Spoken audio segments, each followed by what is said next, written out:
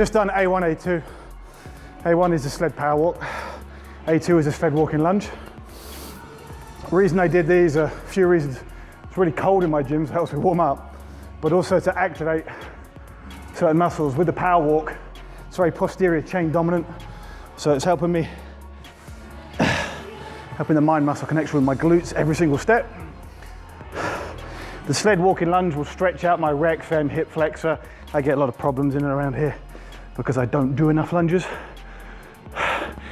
The sled walking lunge is good though, because there's little to no eccentric. So as you go down, there's hardly any weight, but as you come through on the lunge, you really have to drag your foot and pull your hips through with your glutes, obviously.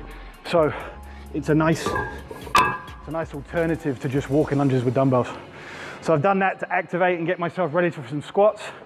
The plan is 3 to 4 singles with just bar weight, and then we've got 3 to 4 singles with reverse band, and we should be going like that all the way through the session. And those squats are going to be paired with some unilateral leg curls just for some structural balance reasons.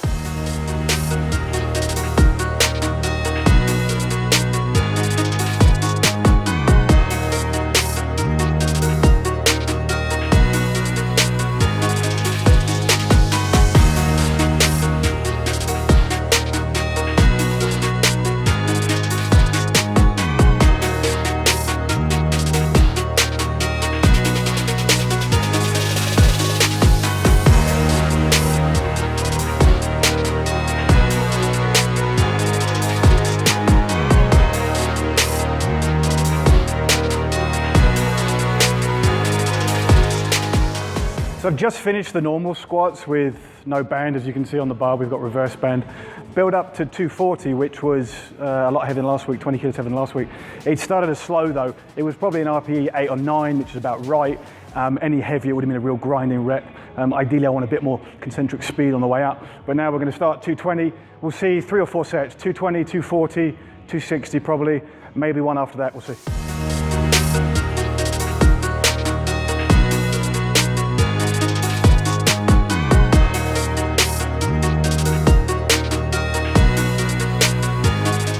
So that's the end of the session. Top set, I opted for 255. I give this to clients all the time. So I was thinking 260, and then a little bit of doubt crept in. I was thinking 250. Whenever you've got two numbers, split them down the middle. Always works. So top set was 255. A little bit of grind, but that's what I wanted. Wanted to work hard through that concentric phase. Now I get a half an hour break. I'm trying a new thing. AM, or first session, about 40, 45 minutes, is going to be relative strength, so it's nice and heavy. Half an hour break where I'm going to go on the red light for 20 of those minutes. I'm going to come down, I'm going to do speed strength work, and we're going to film that workout and show you what we're doing with that.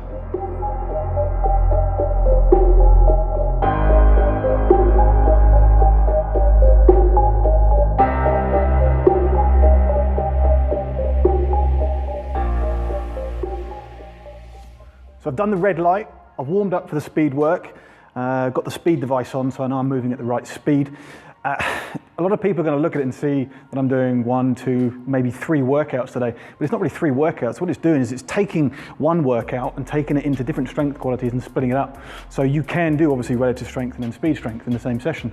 And this session, even though it's a second session, is only going to be 16 repetitions. So what I'm doing is I'm trying to up the quality by getting a little rest in between, which allows my testosterone levels to come back up. My cortisol levels won't be so high either. And it's probably maybe 5 to 10% more volume. It's not like an extra session. At that point, you do that many sessions, you're going to be breaking down and doing too much work at that point. So it's not 3 full sessions is the point I'm trying to get across. Anyway, let's get on to the workout.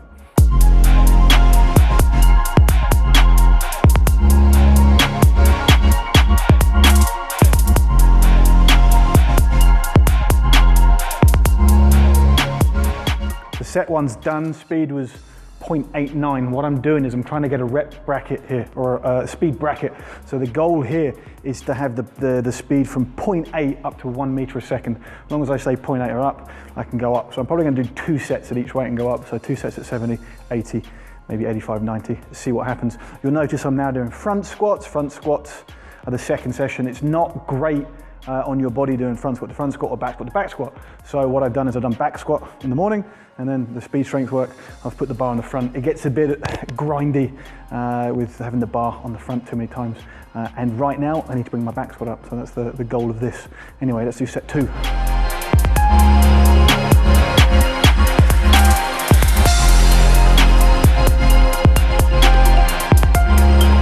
So if I explain the setup that I'm using and why. So you see we've got the eccentric hooks or weight releases on. The analogy I like to use is these are going to be loading tension like you're pulling a bow back in an arrow, a slingshot, which is going to allow me to accelerate further. So as they go down, there's tension, they drop off, boom, the concentric speed will be higher. There are various studies that prove that. Then I've got the band on because I want to inhibit the body's natural inhibition of slowing down as you get to the top. So I'm accelerating all the way through. So we've got an overspeed eccentric, which will slingshot me into the concentric, and then I can continue to accelerate all the way through to the top because of the band tension on it. You'll also notice that I'm doing the speed strength work completely raw, so belts off, even the neoprenes are down. 90% of the time I like to keep speed strength work to completely raw. Maybe as you're peaking towards competition, you might keep it added in to get the same kind of blood pressure response you have with a belt, but otherwise completely raw, no need to put anything on, as one of my principles is strong without, strong with.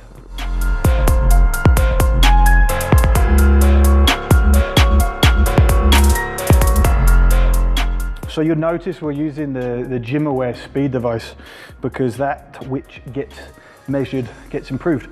So, you know, feedback from myself would be that rep wasn't as quick, but it was quicker than the last reps.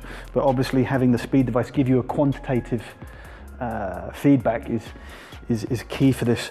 So I'm judging things based on the speed of here and not the weight of the bar.